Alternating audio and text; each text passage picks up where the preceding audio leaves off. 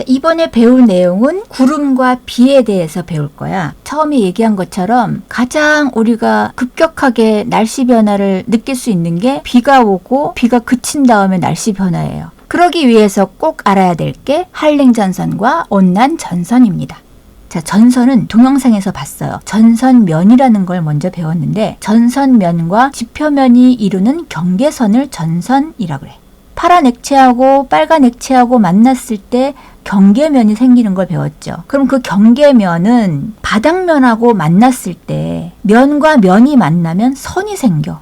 그 우리 실험 동영상에서 본 거를 거대한 지표면 위에 대기 중에서 일어나는 현상이라고 확대해서 생각하면 우리는 그 수조 안에 하찮은 존재라고 이제 생각을 하세요. 거대한 공기덩어리가 대기 중에서 만나면서 생기는 날씨 변화를 느끼는 바닥에서 생활하는 존재가 우린 거야.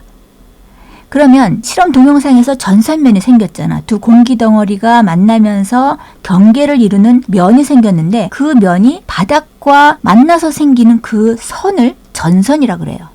이게 개방된 곳이라면 점점 어느 쪽으론가 이동을 할 거야. 그때 이 경계면이 또는 경계선이 같이 서서히 움직여요. 이걸 우리가 느낄 수가 있어. 그래서 우리 일기예보를 보면 오후 5시 경에는 이 전선이 물러가면서 날씨가 쾌청하게 바뀌겠습니다. 뭐 이런 예보를 한단 말이야. 이게 뭐냐면 시간이 지나면서 전선면과 전선이 움직이기 때문에 그래. 자, 그럼 이 전선에는 두 가지가 있어요. 이 크게 한랭전선과 온난전선 이 두 가지만 배우면 돼. 자, 그럼 한랭전선과 온난전선의 특징을 한번 봅시다.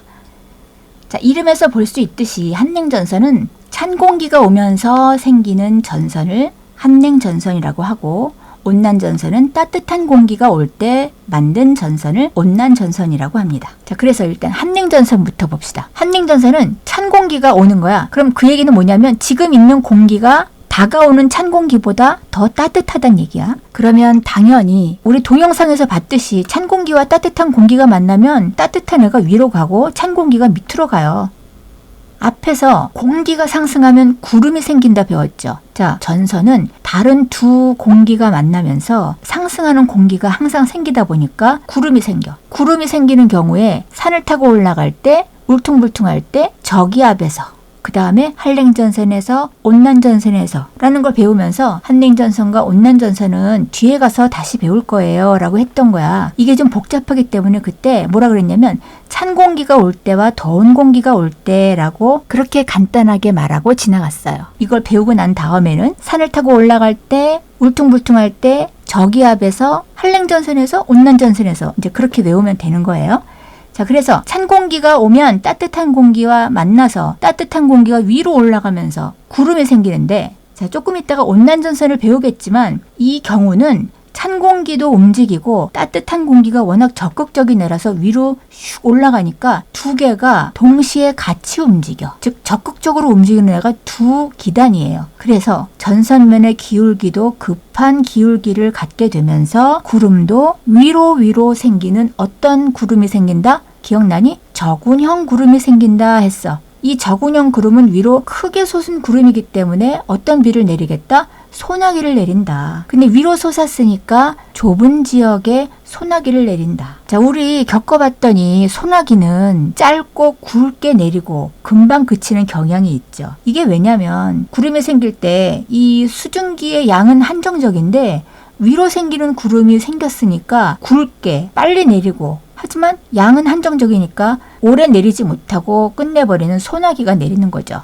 자, 이런 경우가 바로 한랭전선에서 내리는 소나기다. 자, 근데 지금 진행 방향이 왼쪽에서 오른쪽으로 가기 때문에 점점점 전선이 왼쪽에서 오른쪽으로 진행된다. 그러면 전선의 어느 쪽에서 비가 온다? 전선 뒤에서 비가 온다. 모든 게 이해가 되죠. 그리고 시험에서도 저 그림이 나오면서 저걸 가지고 판단하면 되니까 꼭 외울 필요는 없습니다. 이해하면 돼요. 자, 그 다음에 온난전선은 좀 전에 봤던 거와는 완전 다르게 따뜻한 공기가 올 때 생기는 전선을 말합니다. 자, 그러면 지금 있는 공기가 찬 공기라는 뜻인데 따뜻한 공기가 오니까 찬 공기는 별로 그렇게 빨리 움직이지 않아. 따뜻한 공기가 몰려오면서 얘는 타고 올라가. 찬 공기를 막 밀어내는 것보다는 위로 올라가서 타고 올라가기 때문에 아까 한냉전선보다는 그렇게 급속하게 변화를 겪지 않아요. 그래서 위로 천천히 타고 올라가면서 구름을 형성하는데, 그래서 넓은 지역에 층운형 구름을 형성한다. 그러면서 전선이 얘도 왼쪽에서 오른쪽으로 점점점 진행을 한다면 전선이 이동하는 방향, 즉 오른쪽에 비를 내리면서 전선이 이동하겠다 하는 거죠. 그럼 이 비는 보슬비나 좀 오래 내리는 지속적인 비를 내리는데, 이 비가 그치면 기온이 어떨 것 같아요? 찬 공기가 지나가고 따뜻한 공기가 오겠죠. 그래서 뭔가 비가 온 다음에 추워지는 게 아니고 온도가 좀 올라가. 그래서 항상 비가 온 다음에는 추워진다고 알고 있지만, 이렇게 보슬비나 오래 지속적으로 찬찬히 내리는 비가 온 다음에는 온도가 올라갈 가능성이 있다 라고 생각하시면 돼요. 자, 이게 온난전선의 특징입니다. 자, 그러면 한냉전선과 온난전선 두 개의 극단적으로 다른 특징이 있는 두 전선을 배웠으니까 비교를 하면서 정리를 한번 해봅시다. 자, 한냉전선 먼저 얘기하고 온난전선 뒤에 얘기할게요. 전선면의 기울기는 급하다, 완만하다.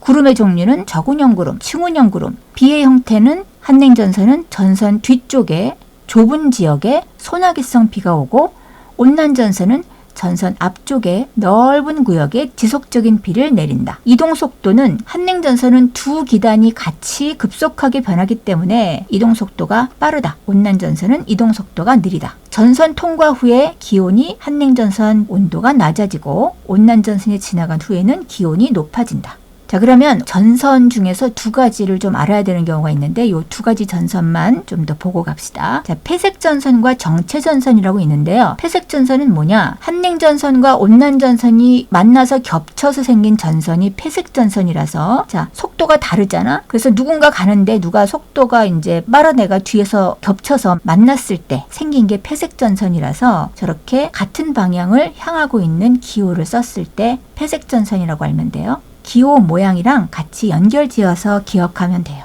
자, 정체전선은 뭐냐? 두 기단의 세력이 비슷하여 오랫동안 머물러 있는 전선인데, 왜 세력이 비슷하면 머물러 있느냐? 하나는 왼쪽에서 오고 하나는 오른쪽에서 와서 어느 한쪽도 세력이 크지 않고 비슷해가지고 밀려나지 않고 오랫동안 정체되어 있는 거라서, 한쪽은 오른쪽을 보고 있고 한 기단은 왼쪽을 보고 있고, 이런 식으로 다른 방향을 보고 있죠. 이게 같은 방향으로 나란히 가면은 그냥 지나가면 되잖아요. 근데 이거는 이런 정체전선이 생기면 공기가 급격하게 이제 올라가고 구름이 생기는 일이 생기기 때문에, 여기서는 비가 오랫동안 내리는 장마비가 내린다. 그래서 정체전선은 장마비를 만드는 전선이에요. 자, 그래서 전선의 기호를 다시 한번 보면, 온난전선은 따뜻하고 동글동글하게 생겼고, 한냉전선은 찬 기단이니까 뾰족뾰족하게 파란색으로 생겼고, 두 개가 만나서 겹친 폐색전선은 같은 방향을 보고 있고, 정체전선은 반대 방향에서 오다가 세력이 비슷한 애가 만나서 정체된 거기 때문에 반대 방향으로 마주친 저런 모양을 하고 있습니다.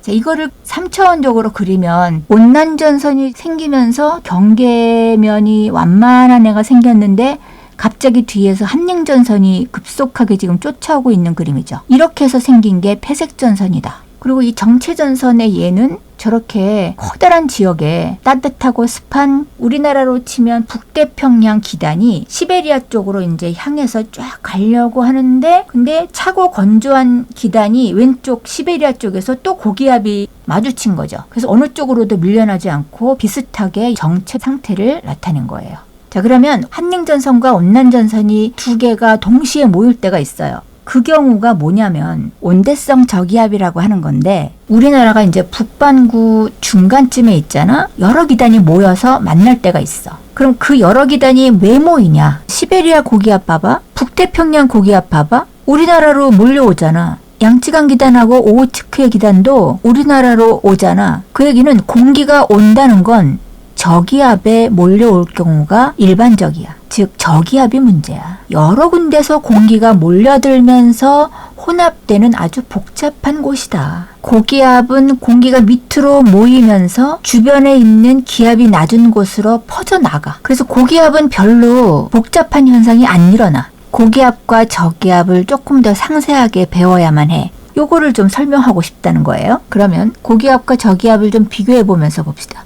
사실은 여태까지 우리가 알고 있는 게 굉장히 많아. 한 가지만 더 설명하면 되는데 알고 있는 거 먼저 정리하자. 자, 고기압은 주위보다 기압이 높은 곳, 저기압은 주위보다 기압이 낮은 곳. 그래서 고기압은 하강기류가 생기고 바람의 방향이 불어나가. 저기압은 상승기류가 생기는 곳이야. 불어 들어와. 그리고 날씨는 고기압은 맑아. 저기압은 흐려. 자, 여기까지는 알아요. 아, 그래서 저기압은 공기가 상승하는 곳이니까 상승기류가 생기면서 구름이 생기니까 날씨가 흐리구나. 맞죠? 다 연결되죠? 자, 그러면 저 부분만 지금 모르고 있네요. 시계 방향으로 불어나가고 시계 반대 방향으로 불어 들어온다. 참 이상하다. 그냥 불어 나가고 불어 들어오면 되는데 시계 반시계 방향이라는 건 뭔가 원운동을 하면서 나가고 들어온다. 이런 거야. 이것만 이해하면 되겠습니다. 자, 이걸 교과서가 개정되기 전에는 이 원리를 코리올리 효과라 그래서 자세하게 짚고 넘어간 적이 있지만 지금은 고기압에서는 시계 방향으로, 저기압에서는 반시계 방향으로 이렇게만 설명하고 지나가요. 정확하게 얘기하면 이거는 지구 자전 때문에 나타나는 현상이고 받는 힘이다. 뭐냐면 자유로운 인공위성이라든지 야구공이라든지 운동하는 물체가 원래 목적지에 도착하지 않고 휘어지는 것처럼 느껴지는 효과, 뭐 이런 거를 설명하는 건데 이게 북반구하고 남반구하고 방향이 반대로 나타나요. 그래서 사실 여기 지금 위에 북반구에서의 고기압과 저기압이라고 지금 설명한 것도 북반구에서만 나타나는 방향이다. 남반구는 방향이 반대다. 자, 그러면 왜 자전 때문에 저런 현상이 나타나는지 바람 가지고 한번 선생님이 설명을 할게요. 자, 바람이라고 한번 생각해서 파란 화살표와 빨간 화살표가 움직일 건데 움직이는 동안 지구는 자전을 한단 말이야. 저 노란 화살표가 바로 지구 자전 운동 방향이야. 자, 그럼 화살표가 움직이는 동안 그럼 우리가 볼 때 우리는 지구랑 같이 움직이잖아. 지구가 자전한다는 걸 모르고 바람이 휘어져서 움직이는 것처럼 느껴진다라는 거죠. 고기압 중심부에서 바깥으로 바람이 나가는데 쟤는 똑바로 나가. 근데 그동안에 자전을 해.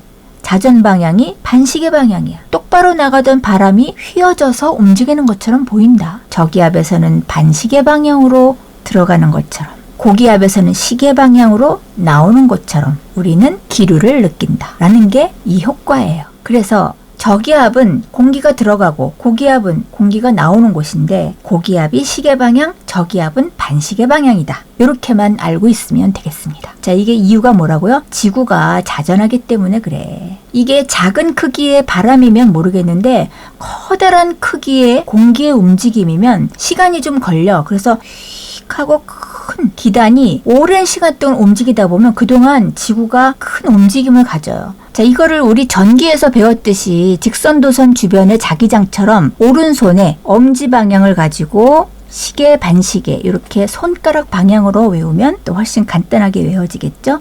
드디어 온대저기압. 온대저기압이 왜 드디어냐? 한대지방도 아니고 열대지방도 아니고 중간, 우리나라와 같이 중간 지역에 있는 온대지역의 저기압은 각종 방향에서 공기가 모여드는 곳이 바로 저기압이겠죠. 그래서 온대저기압은 여러 가지 종류의 기단들이 모여들면서 만날 수 있는 곳이다. 중위도 지방에서 발달하는 것으로 전선을 동반하며 편서풍의 영향으로 서쪽에서 동쪽으로 이동한다. 아까 편서풍의 영향으로 봄, 가을에는 양쯔강 기단이 우리나라에 도착한다 그랬죠. 자, 양쯔강 기단이 우리나라 쪽으로 오는 그 방향이 편서풍의 방향이라고 연결 지으면 돼요. 그래서 온대 지역의 저기압을 우리가 연구하겠습니다. 지금 표를 보면 A, B, C 지역 세 군데로 나뉘었는데 왜냐면 이제 그림을 보면서 설명을 해야 돼요. 자, 이 그림의 온대 저기압을 표현한 그림인데 위에 있는 그림이 입체적으로 나타낸 그림이고 아래 그림은 이제 옆에서 본 그림이야. 자, 위에 있는 그림을 먼저 보면 북반구에서는 저기압이 반시계 방향으로 들어온다 그랬어. 지금 왼쪽에 찬 공기도 오른쪽에 지금 온난전선을 형성하는 따뜻한 공기도 지금 반시계 방향으로 이렇게 휘어져 들어오면서 전선이 지금 두 개가 생겼어요. 자, 그러면 한냉전선 먼저 보자. 찬 공기가 왼쪽에서 반시계 방향으로 이렇게 휘어져 들어오면서 파란 모양의 전선이 오른쪽을 향하고 있죠. 그러면 찬 공기가 몰려오면 따뜻한 공기는 위로 올라가면서 저군형 구름이 생기면서 전선 뒤쪽에 소나기형 구름이 온다 그랬어. 자, 그러면 오른쪽에 있는 온난전선은 따뜻한 공기가 먼저 지금 벌써 반시계 방향으로 몰려 들어가면서 따뜻한 공기가 위로 타고 올라가. 그래서 층운형 구름이 위로 타고 올라가면서 전선 앞쪽에 이 지속적인 비가 점점점 반시계 방향으로 이렇게 휘어져 들어갈 거니까 비가 그치고 난 다음에는 따뜻한 온도로 변하겠죠. 그래서 이 구름의 형태를 보세요. 오른쪽 앞을 지나서 저기압 중심부를 지나서 한랭전선 뒤까지 구름이 어마무시하게 크게 형성되어 있잖아. 우리가 보고 있는 앞에 가운데 부분은 구름이 없어요. 따뜻한 공기가 존재해. 그래서 이 앞부분만 빼고는 거의 대부분의 지역에 구름이 존재한다. 아, 우리 선생님 기분이 저기압이야. 그러면 매우 안 좋은 상태를 얘기하죠. 먹구름이 끼고 비가 쏟아질 것 같다. 이런 뜻을 내포하고 있죠. 이렇게 온대성 저기압에 한랭전선과 온난전선이 만났을 때 소나기가 내리는 곳을 A, 가운데 부분을 B, 온난전선 앞쪽을 C 이렇게 해가지고 세 군데의 특성을 살펴보면서 이해할 거야. 맨 위에 박스를 읽어봅시다. 중위도 지방에서 찬 기단과 따뜻한 기단이 만나서 반시계 방향으로 들어오는 곳이 바로 온대성 저기압이다. 찬 공기가 와서 만들어지는 한랭전선 뒤에는 저군형 구름이 소나기를 내리고 층운형 구름은 온난전선 앞쪽에 형성돼서 지속적인 비를 내린다. 자, 그러면 말풍선 까만 거 보세요. 온난전선이 지나가면 이제 온도가 따뜻해지고 그 다음에 이제 저 왼쪽에 있는 한랭전선이 이제 찾아오겠죠. 그런데 이 두 개의 전선의 이동 속도가 누가 더 빠르다 그랬어요? 한랭전선이 더 빠르다 그랬죠. 그래서 온난전선이 지나가면서 이제 나중에는 이 한랭전선이 급속하게 쫓아오면서 이제 이게 겹쳐. 한랭전선이 지나가면 온도가 낮아지면서 이제 이게 지나가겠죠. 자, 그러면 아래쪽에 지표면을 우리가 옆에서 본 단면을 봤는데 이거를 왼쪽을 서쪽, 오른쪽을 동쪽이라고 보면 지금 진행 방향은 지금 반시계 방향으로 공기들이 몰려 들어오면서 생기는 온대성 저기압은 북반구에서는 편서풍의 영향을 받아서 왼쪽 서쪽에서 오른쪽 동쪽으로 서서히 이동한다. 우리나라는 겨울과 여름에 큰 기단이 없을 때는 편서풍의 영향을 받는다 그랬지. 봄과 가을에 편서풍의 영향은 양쯔강 기단이 우리나라에 영향을 미치는 바로 그 방향이 편서풍 방향이야. 약간 비스듬한 방향인데 옆에서 보면 왼쪽에서 오른쪽처럼 이렇게 표현할 수 있어요. 그래서 이 온대성 저기압은 왼쪽 서쪽에서 오른쪽 동쪽으로 서서히 이동한다 라고 또 알고 있으면 되겠습니다.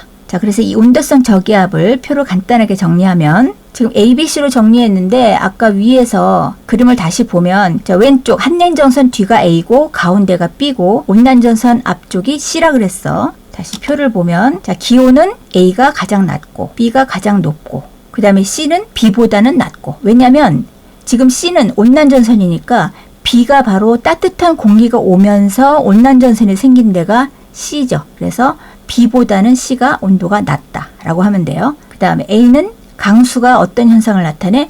좁은 지역에 소나기성 비를 내리고 C는 넓은 지역에 지속적인 비를 내리고 B는 맑음 상태다. 가장 중요하게 우리가 기억해야 할 거는 가운데는 따뜻한 공기고 오른쪽에 온난전선 앞에는 맑은 장소, 가운데보다는 찬 공기고 그 다음에 왼쪽에 한랭전선 뒤도 찬 공기가 몰려오는 곳이고 그리고 왼쪽에는 한랭전선 뒤에가 소나기가 오는 저군형 구름이 생기는 곳이고 오른쪽에 온난전선 앞에도 비가 오는 곳인데 여기는 층운형 구름이 비를 내린다. 이렇게 저 그림을 잘 기억해 두면 좋겠습니다.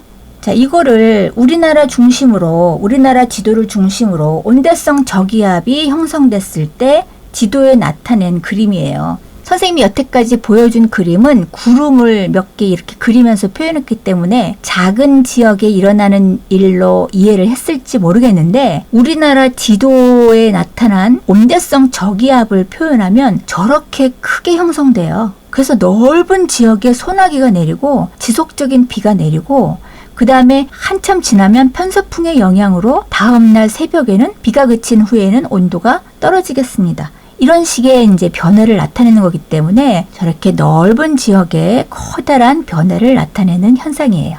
자, 북반구 저기압의 중심이기 때문에 저 온대성 저기압의 저 중심부는 저라고 표시해놨죠. 점점 편서풍의 영향으로 오른쪽으로 옮겨간다.